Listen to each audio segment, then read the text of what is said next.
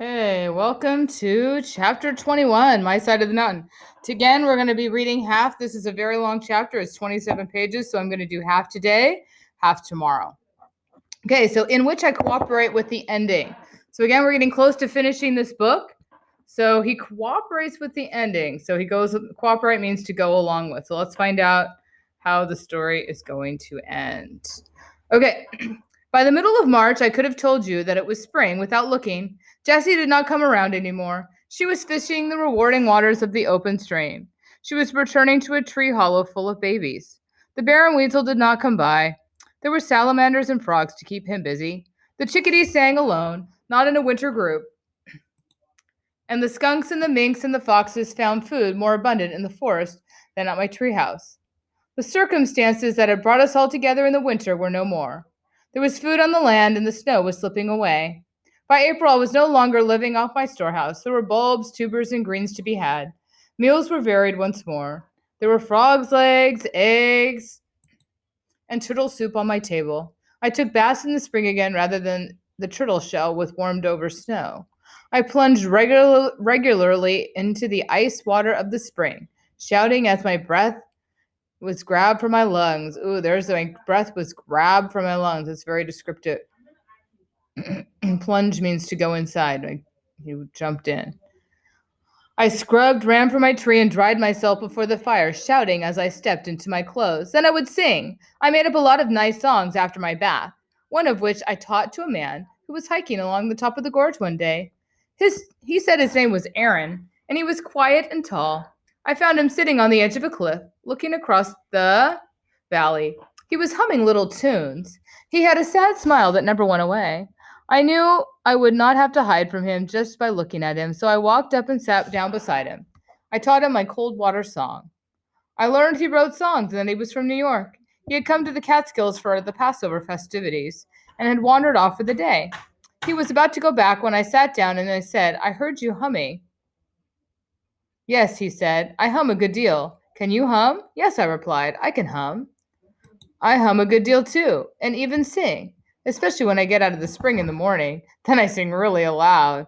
Let's hear you sing aloud. So I said, feeling very relaxed with the sun shining on my head, all right, I'll sing you my cold water song. I like that, Aaron said. Sing it again. So I did. Let me suggest a few changes. He changed a few words to fit the tune, and the tune to fit the words, and then we both sang it. Mind if I use the hum, hum, hum, dee dee part? He asked presently. The hum hum hum dee dee part? I don't even know the song.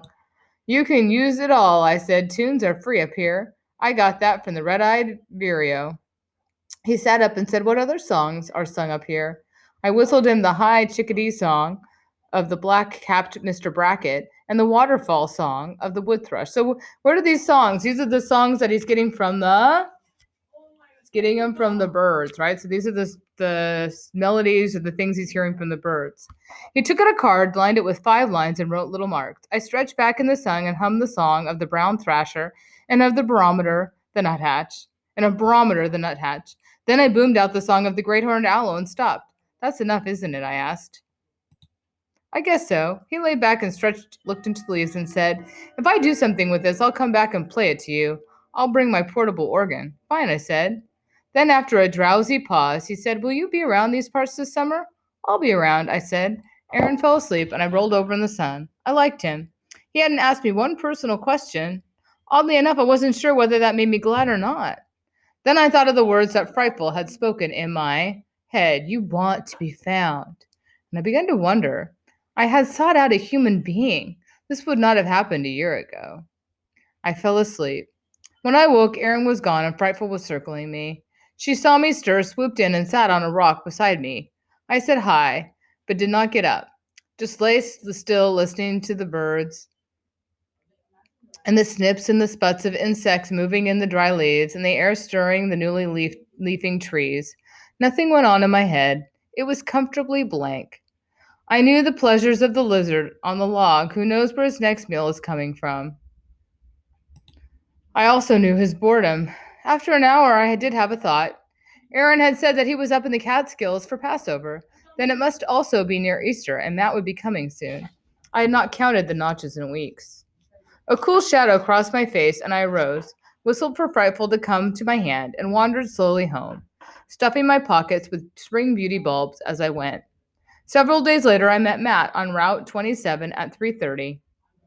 I tied his handkerchief around his eyes and led him, stumbling and tripping up the mountain. I went almost directly home. I guess I didn't much care if he remembered how to get there or not. When I took off the blindfold, he looked around. Where are we? Where's your house? I sat down and motioned him to sit. He did so with great willingness. In fact, he flopped. What do you sleep on? The ground? I pointed to the deerskin flaps moving in the wind in the hemlock. What do you do? Live in a tree? Yep. Matt bounced to his feet and we went in. I propped the door open so that the light streamed in, and he shouted with joy. I lit the tallow candle and we went over everything and each invention he viewed with a shout. While I prepared trout baked in wild grape leaves, Matt sat on the bed and told me the world news in brief. I listened with care to the trouble in Europe, the trouble in the Far East, the trouble in the South, and the trouble in America. Also to a few sensational murders, some ball scores in his report card. It all proves my point, I said sagely. And sagely is like wisely. People live too close together. Is that why you are here? Well, not exactly. The main reason is that I don't like to be dependent, particularly on electricity, rail, steam, oil, coal, machines, and all those things that can go wrong. Well, is that why you're up here? Well, not exactly. Some men climbed Mount Everest because it was there. Here is a wilderness. Is that why?